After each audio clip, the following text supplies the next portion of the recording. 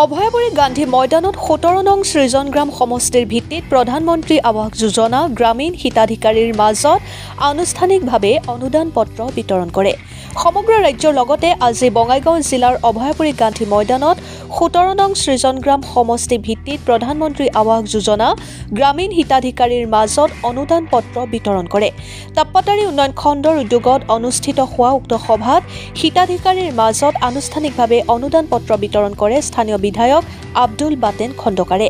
ইয়াৰ পূৰ্বে দিনৰ 11:30 ৰাজ্যৰ মুখ্যমন্ত্ৰী ডক্টৰ হিমন্ত বিশ্ব শৰ্মাই পালাখবাৰী সমষ্টিৰ ৰামপুৰ চতৰ মাধ্যমিক বিদ্যালয়ৰ খেলপথাৰত অনুষ্ঠিত হোৱা সভাৰ পৰা আনুষ্ঠানিকভাৱে অনুদান পত্ৰ বিতৰণৰ শুভাৰম্ভ কৰে।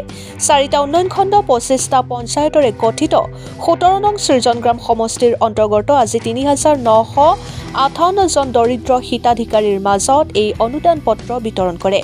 আজি অনুষ্ঠিত হোৱা অনুদান পত্ৰ বিতৰণ সভাত মুখ্য অতিথি হিচাপে উপস্থিত থাকে স্থানীয় বিধায়ক আব্দুল বাতেন খণ্ডকাৰ। বিশিষ্ট অতিথি হিচাপে উপস্থিত থাকে তাপ্পাতাৰী আঞ্চলিক পঞ্চায়তৰ প্ৰাক্তন সভাপতি হানিফ আলী আহমেদ, সমাজকৰ্মী পূৰ্ণেন্দু বণিক্য, কৌস্তৱ দাস, জিতু বণিক্য, অতিৰিক্ত সহকাৰী আয়ুক্ত আৰফানুৰ খান, তাপ্পাতাৰী উন্নয়ন খণ্ডৰ খণ্ড উন্নয়ন বিষয়া আৰু বৈতামাৰীৰ উন্নয়ন খণ্ডৰ খণ্ড উন্নয়ন বিষয়া উপস্থিত থাকে।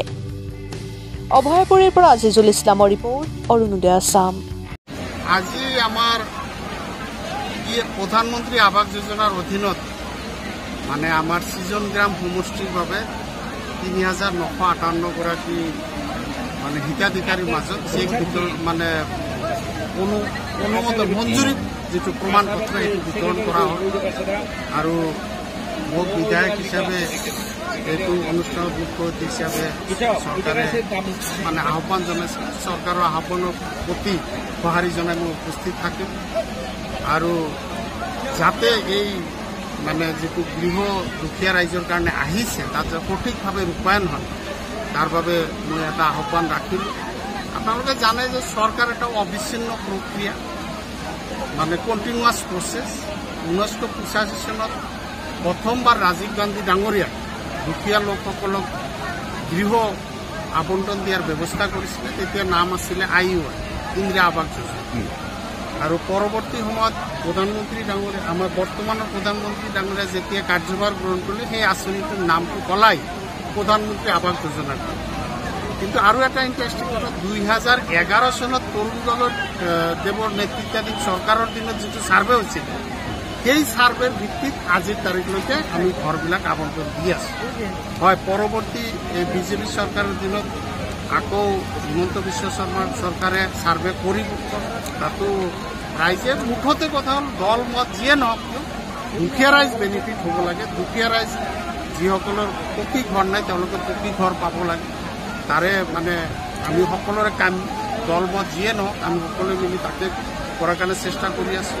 যেনেকৈ প্ৰয়াত ৰাজীৱ গান্ধীৰ পৰা আমাৰ নৰেন্দ্ৰ মোদীলৈকে সকলো প্ৰধানমন্ত্ৰী এই কাম ফেৰা কৰি আহিছে। আমিও সেই বিভিন্ন সময়ত চৰকাৰে বিভিন্ন ধৰণে যি ৰূপায়ণ কৰি আছে সকলোৱে সহযোগিতা আগবঢ়াই এই কাৰ্যসূচী ৩,৯৫৮ মানে আমাৰ সৃজনগ্ৰাম সমষ্টিৰ 23টা গাঁও পঞ্চায়তৰ ৩,৯৫৮ গৰাকী নতুন মানে ডিলিমিটেড গাঁও পঞ্চায়ত হিচাপে 23টা আৰু পুৰণি হিচাপে ধৰিলে 25টা গাঁও পঞ্চায়তৰ হিতাধিকাৰীৰ মাজত মানে মঞ্জুৰী প্ৰমাণ পত্ৰ বিতৰণ কৰা হয়।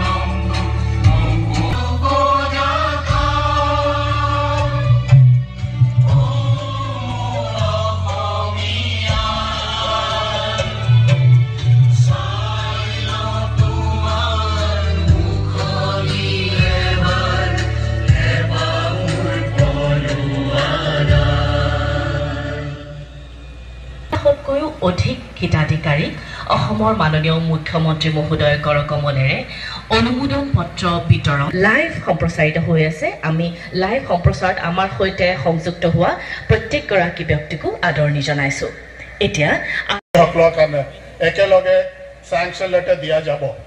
সেইটো চেংচন লেটাৰ লগতে তেখেতসকলক আজি সেইটো ফাৰ্ষ্ট ইনষ্টলমেণ্ট দিয়া যাব। মই ভাগি পৰিব যেন লাগিছে। সেইটো কথা ইয়াৰো চিন্তা কৰিব নালাগে। গ্ৰামাঞ্চলৰ লোকৰ বাবে চৰকাৰে দিছে ভাল খবৰ। প্ৰধানমন্ত্ৰী আৱাস যোজনা গ্ৰামীণৰ অধীনত তোমালোকৰ দৰে প্ৰকৃত হিতাধিকাৰী চিনাক্তকৰণৰ বাবে আৱাস প্লাছ 2024 জনীত শীঘ্ৰে আৰম্ভ হ'ব। মানে আমিও ঘৰ পাম নেকি? কেতিয়া মানে পাম বাৰু?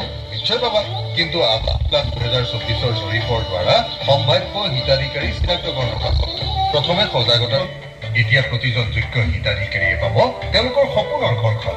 17 মাৰ্চৰ পৰা 26 মাৰ্চলৈ চলিব এই জৰীপ। জিলা ডিচি দেৱকুমাৰ মিশ্ৰ ডাঙৰীয়াকে আদি কৰি 6 নং শ্ৰী অমূল্য কুমাৰ, তেখেতৰ পিছতে বিপুল নাথ,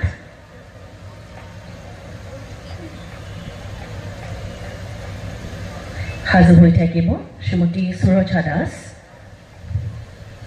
এয়া 6 নং বিপুল নাথ।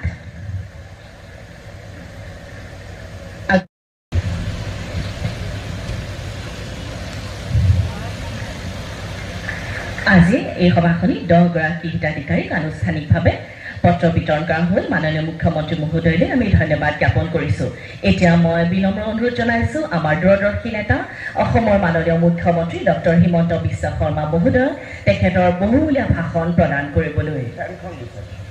আজিৰ সভাত আমাৰ মাজত উপস্থিত সন্মানীয় মন্ত্ৰী ৰঞ্জিত কুমাৰ দাস ডাঙৰীয়া, পলাশবাৰী সমষ্টিৰ সন্মানীয় বিধায়ক হেমাংগ ঠাকুৰীয়া ডাঙৰীয়া, হাজো সমষ্টিৰ সন্মানীয় বিধায়িকা সুমন হৰিপ্ৰিয়া ডাঙৰীয়ানী, শ্ৰী অঞ্জন গোস্বামী ডাঙৰীয়া, হিমাংশু বৈশ্য ডাঙৰীয়া, অনুপ মেধি ডাঙৰীয়া কৰি যে এই বছৰ 5 লাখ শ্ৰমিকৰো মূল্য বৃদ্ধি পায়, ইটাৰ দামো বাঢ়ে, শিলৰ দামো বাঢ়ে, চিমেণ্টৰ দামো বাঢ়ে, ৰং লোৱা মিস্ত্ৰী। এইবাৰ ইয়াৰ পিছতে সাজেদা খাতুন বৰজৰা গাঁও পঞ্চায়ত। এইবাৰ আমি আকবৰ আলী মঞ্চলৈ আমন্ত্ৰণ জনাইছোঁ, লেংটিচিঙা গাঁও পঞ্চায়ত।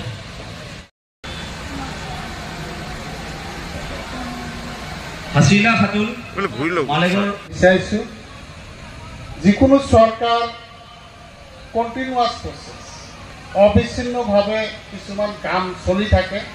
কণ্টিনিউৱাছ প্ৰচেছ, চৰকাৰ এটা কণ্টিনিউৱাছ প্ৰচেছ, এজনৰ পাছত আনজন আহি থাকে আৰু কণ্টিনিউৱাছ প্ৰচেছৰ অংশ হিচাপে কাম কাজবিলাক